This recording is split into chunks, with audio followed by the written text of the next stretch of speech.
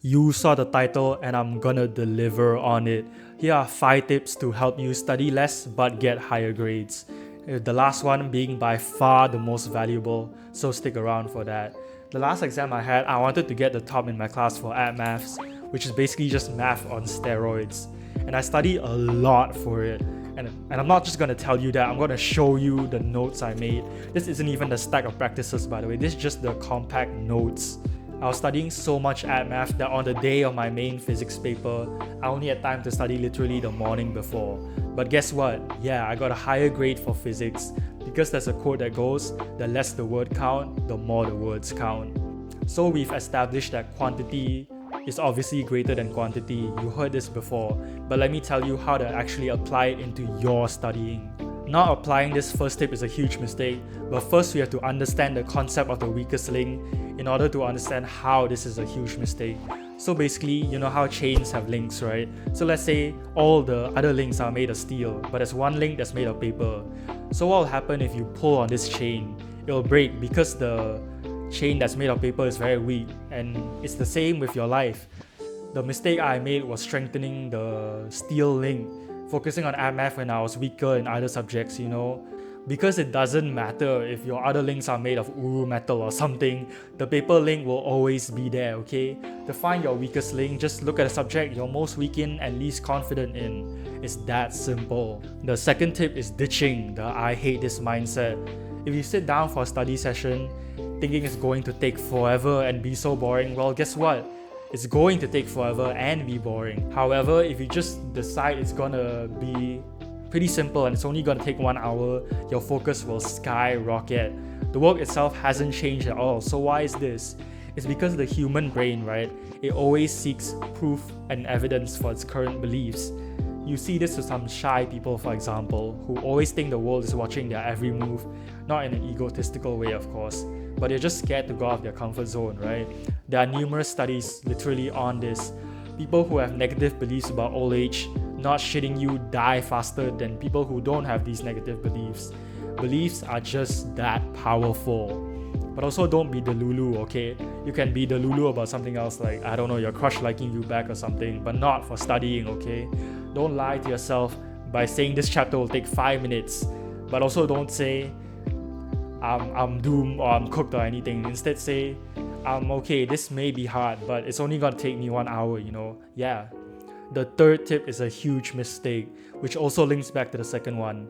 The mistake is studying too much.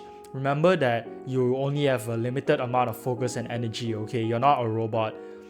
And picture this, there are 2 people. One of them says, I'll study this for only 1 hour. The other person says, I have to study this for 1 hour. Take notice of how it's the exact same time, okay? The first person set a limit for their work and will try to study as much as possible within this 1 hour limit, right? You agree? Meanwhile, the second person saying I have to literally implies to his own brain that he doesn't want to do this work, he doesn't want to study, but he has to do it.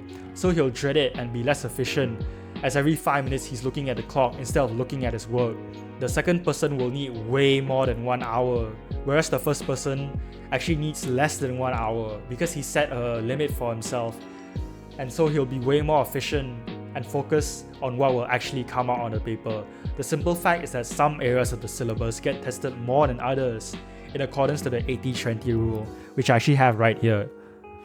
If it's not on the thumbnail picture already, it just states that roughly 20% of the syllabus accounts for 80% of what's going to come on the test. Basically, the first person will prioritize this 20% of key points and what the teacher can't shut up about, instead of the random parts of the 20-page notes he got, okay? The fourth tip is to focus on your weaknesses. If you want to study less but get higher grades, you need to stop wasting time on studying what you already know. It's easy to fall into this trap of reviewing what you've mastered over and over again because it gives you this sense of progress. It makes you feel better, like you already know it, right? Oftentimes, the areas that you avoid the most are the ones that'll give you the most progress that you're actually looking for.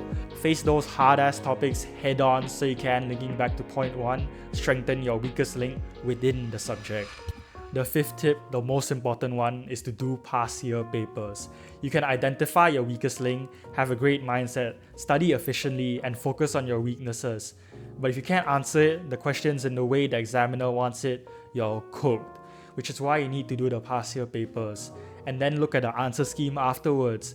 I further supplement this with what I call the study cycle, named by this guy. Basically, it's just active recall followed by a past year paper and repeat, which is why it's called a cycle. I'm pretty sure you know what active recall is, so I'm just gonna summarize it for you. You take the chapter you want to memorize, right? And then you read it for 5 minutes, then go away for 5 minutes, just like rest your brain. It's during this 5 minutes of going away that your brain actually stores this information into your long-term memory. Then after those 5 minutes, you want to actively, recall the chapter. You won't be able to memorize everything, and that's fine. Fill in the gaps by repeating this cycle until you have all the key points drilled into your brain. And you can have all these tips, but if you fumble on the day of the exam itself, you won't get a high grade, which is why you need this video here. And I hope to see you on this journey of chill self-improvement, brother. Thank you.